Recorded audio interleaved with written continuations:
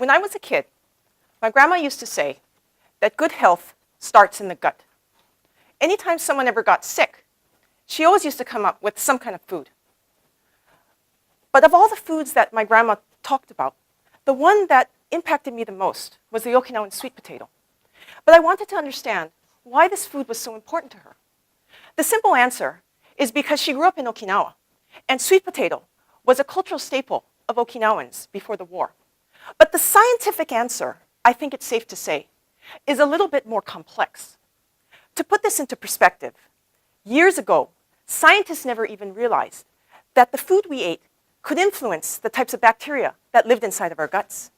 In fact, they never even knew that those bacteria were communicating with our immune systems, increasing or decreasing the inflammation in our bodies. What does this mean?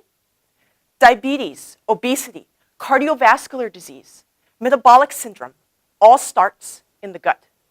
Another way to look at this is if our guts are the environment and the types of foods that we eat are select for that environment, then the bacteria that eat that food are the community members of that ecosystem. My research involves looking at the gut ecosystem and how food affects it. What I did in my research is look at probiotic bacteria, those good bacteria found in fermented foods.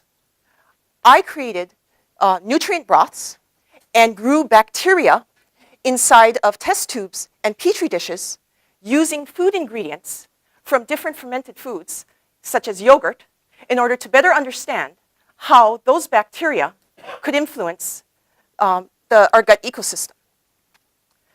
In order to better understand how our gut ecosystem works, however, I can't just stop with these types of studies.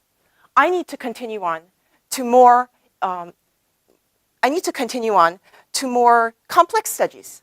These include in vitro studies which simulate the human digestive system using real human fecal samples in order to better understand how the types of foods we eat affect the bacteria inside of our guts. In my study, what I had done is I looked at different food substrates and I looked at how they grew in different nutrient broths.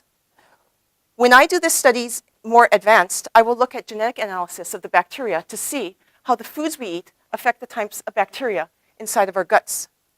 The goal of this is not only to promote local foods, but also to help sweet potato, which is a culturally important crop across the world, to be recognized as a healthy food, and also to understand how the types of bacteria in our gut influence our health by changing the types of foods we eat, change the bacteria inside of our gut and influence our health. Thank you.